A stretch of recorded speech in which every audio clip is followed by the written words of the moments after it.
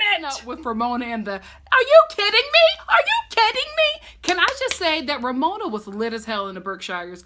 I don't know if it was a combination of like the Pinot Grigio and pills or the Pinot and Coke, whatever it was. Even the Housewives were just like, Ramona is on something. She was on a whole nother level. She was not her normal crazy self. She was like crazy to the, Ramona crazy to the 10th power. So there was obviously some, something in her that influenced the way she was acting, because it was just abnormal to watch. Even Bethenny, just watching her react to Ramona, she was just like, what is like, she was so shocked by what Ramona was given, and so was I. Then the both of them start going back and forth about what they've done for the other person, and this part I actually hate it, because I'm just like, if you do something out of the kindness of your heart, then you don't check that or mark that off. You don't take a friend tally of all the things that you have done for the other friend to bring it back up in an argument, because then you weren't really doing it out of the kindness of your heart. You were doing it to get something back. And if you're doing something like that, you can keep it. I mean, this fight was so petty. Like, Bethenny went back to the issues that they had in 2009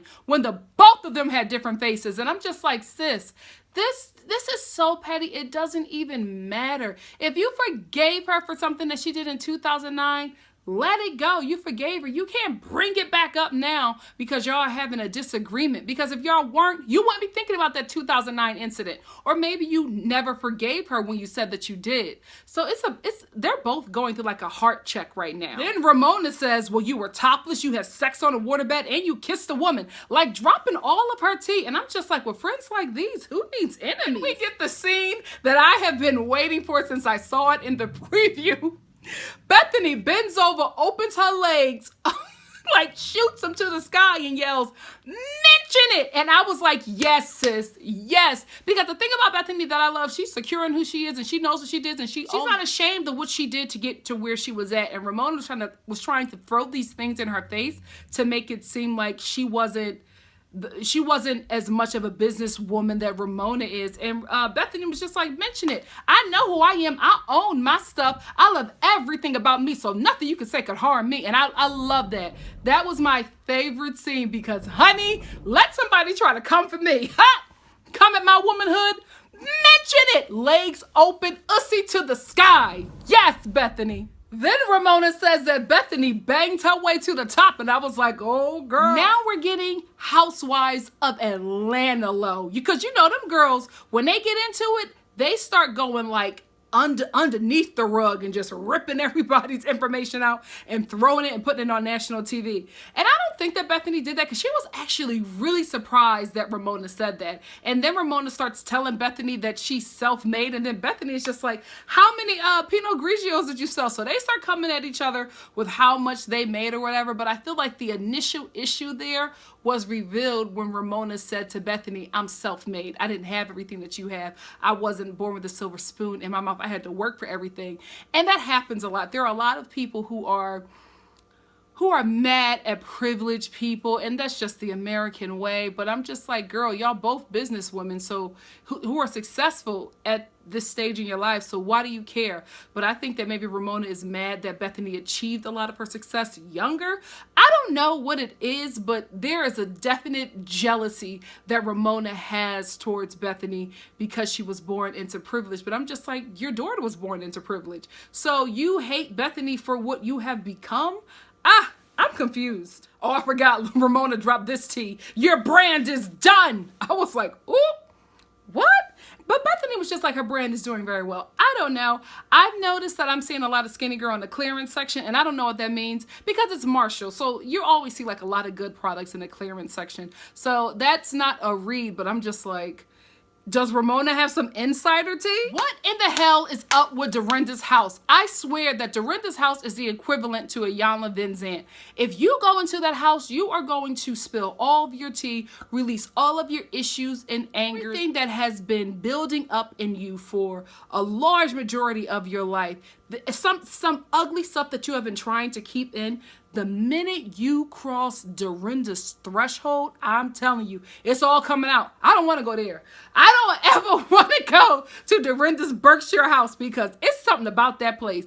That place needs to be saged. We need to get the that girl from the Poltergeist. This house is clean. We need to get her to get in there and do some work on that home because it does something to those ladies. So the ladies finish their argument and they're done. They're not talking to each other. Bethenny leaves and then Ramona goes into the kitchen with the rest of the ladies and she goes right to Carole, who is Bethenny's bestie, and she's just like, do you want to know all the things that she said about you? She said that you were boring. She said that you were this. She just starts telling Carole everything that Bethenny said. And honestly, I do believe that that is what Bethenny said about Carole, but I think that that's something that she said probably before she really got to know her, before they really were in community. She probably just said that right off the bat with meeting her, being nasty and catty with her girlfriends like the OG housewives do to the new girls. They probably all roasted Carole at some point. So I believe that Bethenny said it, but I also believe that Ramona was using that as a dagger to Bethenny to try to get at her her sidekick and try to break up that relationship, because one thing I do know about Ramona is that she's a nutcase, but she's also not a liar. Like Ramona tells the truth, and that's the problem with a lot of the ladies. She tells the truth, and she tells the truth about everybody else's business but hers. So I do believe that Bethenny said it, but I think it was probably early on, and Ramona was probably using that as a dagger. Again, they hold stuff in and they release it at certain times to take each other down. They're not real friends at all. At all. Girl, you crazy. Okay, Carole. Okay. So Bethenny and Carole decide to leave. You know that Carole was going to leave with her girl Bethenny. The next morning, Ramona tries to get like all the ladies on her side, and she starts telling everybody what Bethenny said about them or was trying to do to them. But I love how mature the ladies were. None of them were getting involved. None of them were going back and forth and like trying to hear the tea or whatever that Ramona was dropping. They all knew that Ramona was in the wrong. Even Sonja, she was just like, oh, come on, Ramona. Like nobody was really going on with that. So Ramona was on her own. And then when she realized she was on her own, she tried to blame her actions on alcohol. No, sweetie. Alcohol and them pills or them drugs that you was taking probably got you to that point, but everything that you said, you meant. Own it. Own it. Like Lisa Rinna. Own it. Sonja is so funky. And this is why I say this, because the next morning she comes into Dorrinda's kitchen in Dorrinda's pajamas that she had wrapped up, that she never wore because that was something precious to her, because that was probably like the last thing that her husband gave her. Sonja comes in with her funky vagina in Dorrinda's pajamas, and Dorrinda is just like, these women are so terrible and ungrateful. And I feel bad for her because, one, she can't wear them pajamas again. They were on Sonja. No tea, no shade to Sonja, but we all know that she stank. She is just nasty. The stuff she does with her panties and puts her face in bidets. Sonja is just very filthy. I was trying to find another word, but Sonja's just dirty. You know what I mean? She's just a dirty broad. Wonderful TV, but she's just dirty. So I'm just like, those precious pajamas Dorrinda can never ever have again, because they've been on somebody who we all know is funky. You know what I mean? So I just felt so bad for Dorrinda. She's always opened up her home to these ladies, and they are always so terrible to her. Oh my gosh, I am so sick of Sonja and Tinsley fighting over Sonja's alabaster servant.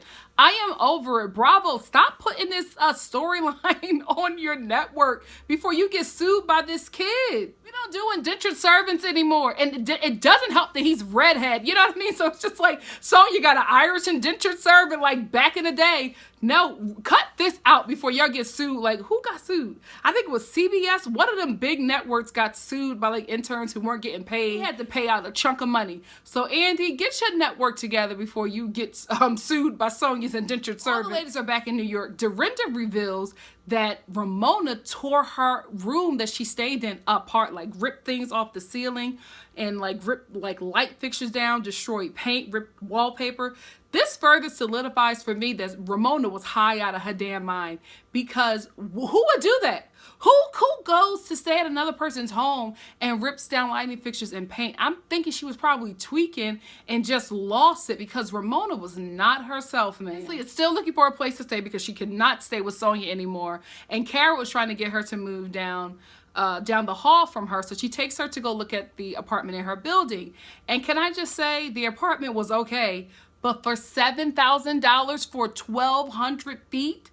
Are you kidding me? New York is seriously robbing these people. Do you know what I can get for $7,000 in Los Angeles, the city of entertainment? Billionaires live out here. And I could get a much bigger place, a hell of a lot nicer than in New York City. Like that, I just can't believe those people go for that over there. Like, they are robbing you guys. You're paying $7,000 to live in a nicely painted Matchbox. Girl, that is highway robbery. So then there's this dinner that I think the Countess is having, and I don't really care what's happening at this dinner. I'm just excited that my girl Jill is back. Andy, please bring her back on the show. I just want all these Housewives shows to go back to the original cast with maybe one new person, maybe two new people, but I think this formula that we've been having is just not working. So either replace them all or bring the OGs back. I really miss seeing Jill on this show, but I feel like because Bethenny is the Nene Leakes of this franchise, of this of New York, that her beef with Jill got Jill out of there. But listen, I want Jill back. I think she is great TV. She jumped right into the messy shade, backbiting reads that these shows are known for flawlessly. Like, you didn't even have to give her a bone. She was already dragging Ramona through the mud before the cameras was rolling. Get Jill back. Carole looked great in that makeup art installation thing that she was doing. I mean, Mother was serving body and face. Okay, Carole. What's funny to me is how damaged Bethenny is about the things that Ramona said to her. Like, she's so hurt and she can't look at Ramona, and she's making like a big deal between the women. Like, she comes into Carole's art installation or her art showing, and she's just like talking to certain people. She sees Ramona, she runs away, and in her confessional she's just like, we can never be friends. What she said to me was horrible. And I'm thinking back to the Berkshires last year, and I'm like, you called Countess LuAnn every kind of horrible name you could think of for at least 6 hours before you decided to take your behind to bed, and she's still able to talk to you. So I can't believe that you can't have a conversation with Ramona. You slut-shamed a woman. Woman to woman. You slut-shamed another woman for a day, a full day. Now it went from 6 hours to a day. I'm so Ramona. She's still able to be in the same room with you. She was still able to forgive you and move on. Yet you can't do that with somebody else when the same behavior that you gifted to another person is being gifted back to you. You all of a sudden can't take it. It's too much for you. It's just really hypocritical to me. I'm just like, oh, so you can't take being slut-shamed, but you slut-shame other women. Interesting. You know what, Tinsley, who I continue to forget is on this show, girl, I don't think you're coming back next season. Carole's dentist is fine, and if you don't want him, sweetie, you can send him to me. And I can't believe you are turning up your nose to a fine bearded dentist. What does Tinsley want? Because she says she wants to be married and she says she wants to have kids, but then she spends the majority of her time banking 21-year-olds, and it's just, it doesn't match up to what she's saying that she wants. And I think she just probably wants that security again, financial security, but it's just not working out that way. She spends the majority of her time that she should be investing in finding a husband and starting a family and banging children. It's just weird. It's so weird. Like, what is her angle on this show? Did she just use that as a storyline and that's not what she meant? She just used that to get on the show? Like, Tinsley, girl, you're not going to be on the next season. I can feel it. And for good reason. You're not interesting. Sorry. Then we get on LuAnn and this man. Let me just say this. Let the Countess live. My God.